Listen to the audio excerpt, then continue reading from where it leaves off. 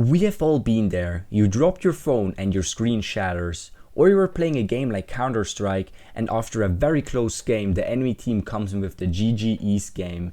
Moments like these can really piss you off, especially after a hard and stressful day. Anger kicks in and everything gets way worse. Now you might be asking yourself, why is the video titled Hate, the emotion you don't need, and not anger, the emotion you don't need? The reason for that is hate and anger are really closely related. And to hate something, you need to be angry at something or someone first for quite some time. So before we dive deeper, let's take a step back and break down what hate and anger really are. And in this modern day of age where we have ChatGPT, I of course had to ask it to give us a short definition for these two things. For anger, it came up with: anger is an emotional response to feeling wronged or frustrated. It's like your brain's alarm system going off when something isn't right, but if it is not managed, it can lead to impulsive and irrational actions.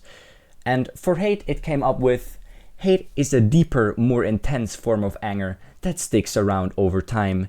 It's when anger becomes so strong that it turns into a lasting dislike or hostility towards someone or something, often making you blind to any positives. Another important factor about hate and anger is getting triggered.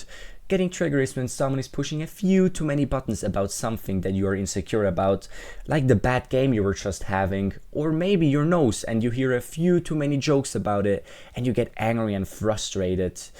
Like when KSI got criticized about Lunchly from Dan TDM and gets mad for an entire month on Twitter. Damn. The thing is that can happen very often in life, especially on the internet, and most of the time the people don't even mean it that way. The key thing about anger, hate and getting triggered is that they don't solve the underlying problem. They just feed off each other in a vicious cycle and make you feel worse and worse. They don't bring anything good. And now let me tell you 5 reasons why these emotions are absolutely pointless. The first reason is they don't solve anything. Whether it's you're angry or filled with hate, they don't help you find any solutions. It rather distracts you from finding the root issue. Whether it's a broken phone, it doesn't fix anything. Like yelling at it, that just doesn't help. Second reason is they cloud your judgment. Hate and anger really make it hard to think rationally. You're so focused on the emotion that you don't see simple solution and you blow things out of proportion. Like for example, you might be in an argument with someone and they actually might even try to help you, but like you're so angry that you don't even listen to them anymore and everything just gets way worse. You stop thinking rationally. The third reason is they waste your energy. Being angry or hateful just uses so much energy, but in the end doesn't get anything done. Like when you're hating on someone on the internet, it doesn't bring you anything, and most of the time these people will ignore it anyway. Or someone cut in front of you in traffic and you get moldy and very angry at this person, but like that person maybe didn't even realize it. It just makes your day worse without being productive. It's just a huge waste of energy. Fourth reason is they lead to regret. When you're acting out of anger or hate, you might do something impulsive that you might regret afterwards. Like when you're, for example, doing a rash decision on something like insulting someone when you're angry, that could hurt your reputation or maybe even your relationships and opportunities in the future. The fifth reason is they feed negativity. Hate and anger breed more negativity, and the more you focus on these emotions, they grow and spiral into something, making you feel worse about yourself and the situation. Like holding on to hate or a grudge can put you in a negative mindset that can have a long impact on your mental health. I want to finish these 5 reasons with a quote from Marcus Aurelius. How much more grievous are the consequences of anger than the causes of it? Which basically means ask yourself, how often does being angry or hateful solve the issue? Spoiler, never. Also, something that I wanted to talk about is self-acceptance. Hating on yourself is more than just pointless. It's stupid and self-sabotaging. Never forget that hate toward yourself doesn't just affect your confidence, it affects your whole outlook on life. It can hold you back from opportunities because you're constantly doubting yourself, thinking you're not good enough.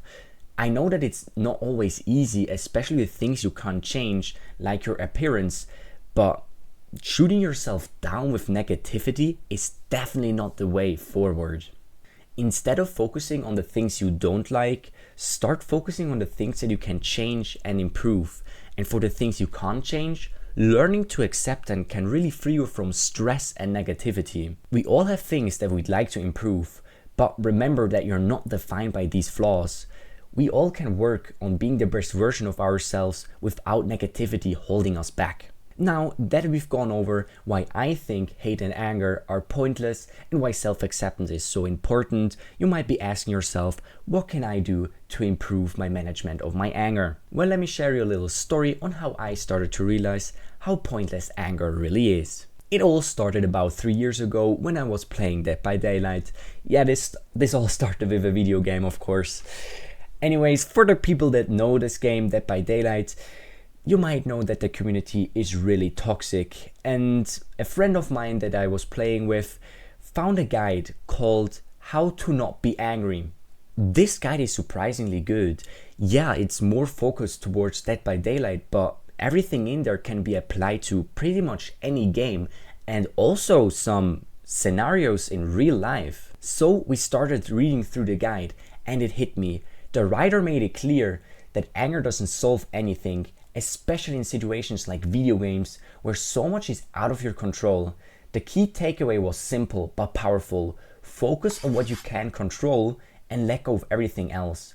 You can't control how other people play or whether you get unlucky, but you can control how you react. The guide also introduces the concept of scrub mentalities, where players create their own rules to explain their losses instead of accepting them and moving on. This mentality not only fuels anger, but it also hinders improvement. I also realized that I was falling into this trap, getting mad at things that didn't really matter, taking away the enjoyment of the game that what I was playing. This guide wasn't just about Dead by Daylight, it applied to life too. Many things don't go your way and you can't control everything, and getting mad over this just makes you more angry and angry without any reason. This realization was a big shift for me, and we were using small tips like saying GG after every game, even if we lost. And all of this also seeped over time into our personal life, shifting into a more positive mindset, which really helped me at the time. As I implemented these tips, I found myself pausing and reflecting instead of raging at that bad game or at things that I cannot control. That GG became more than just a phrase. It became the acceptance of things that I cannot control and focusing more on things that I actually can control. If something went wrong at school or work, or I was having an argument with someone, I started asking myself, is it now worth it to get angry? And well, more often than not, the answer was no.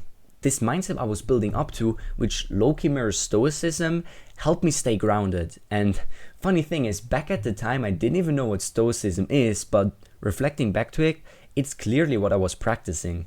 As a quick explanation for the people that don't know what Stoicism is, in a nutshell, Stoicism teaches you to focus on what you can control and to let go of what you can't. It's about understanding that external events aren't inherently good or bad.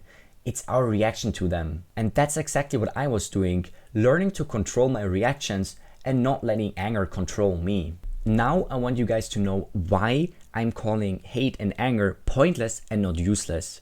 Well, the thing is, they do still have some usefulness. And the reason for that is that hate and anger are negative emotions, so you as a person are trying to avoid them. Like, for example, when you drop your phone, you always get a little angry. And that just helps you to figure out that you don't want to drop your phone. Because that makes you mad and is most often a negative thing. But other than that, it's very pointless. I know that all of this sounds very deep, but I'm no philosopher and far from perfect. I catch myself way too many times getting angry and many other things as well. I'm basically just a guy on the internet that wanted to share his thoughts on this topic. And also, I think that life is short and definitely way better without all of this negativity. And for the conclusion of this topic, I'm going to inspire myself from the conclusion of the guide that I mentioned before. If you're willing to listen to some random guy on the internet talking about all of this, you're probably a perfectly reasonable person that can enjoy life without all of this negativity. Try to have fun in life, do things you enjoy, be adventurous, do new things, and be kind to people. By the way, you can find the guide down below that I mentioned before. I really recommend reading through it. And also, if you want to learn a bit more about Stoicism, I put down a video down there as well. Check it out. It's very, very, very mind-opening. And yeah, have a good day, everybody. Peace out. Keep on smacking.